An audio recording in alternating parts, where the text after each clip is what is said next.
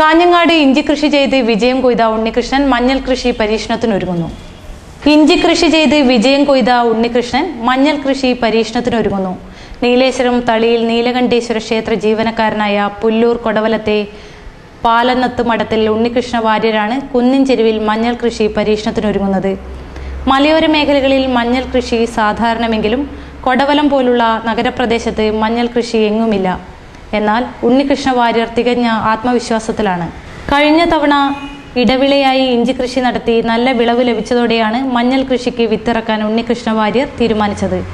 വിത്തിനായി കാർഷിക സർവകലാശാല പടന്നക്കാട്, നീലേശ്വരം കേന്ദ്രങ്ങളിലും വയനാട്ടിലെ അമ്പലവയലിലും സമീപിച്ചെങ്കിലും വിത്തില്ല എന്ന മറുപടിയാണ് ലഭിച്ചത്. തുടർന്ന് വയനാട്ടിലെ സ്വകാര്യ എസ്റ്റേറ്റിൽ നിന്ന് മഞ്ഞൾ വിത്ത് സംഘടിപ്പിച്ചാണ് ഉണ്ണികൃഷ്ണൻ വിത്തിറക്കിയത്. ഇത്തവണ മഞ്ഞൾ കൃഷിയോടൊപ്പം ഇഞ്ചി കൃഷിയും ഉണ്ണികൃഷ്ണൻ നടത്തുന്നുണ്ട്. ഇതിനായി 2 കിൻഡലിലേറെ വിത്ത് സൂക്ഷിച്ചിട്ടുണ്ട്.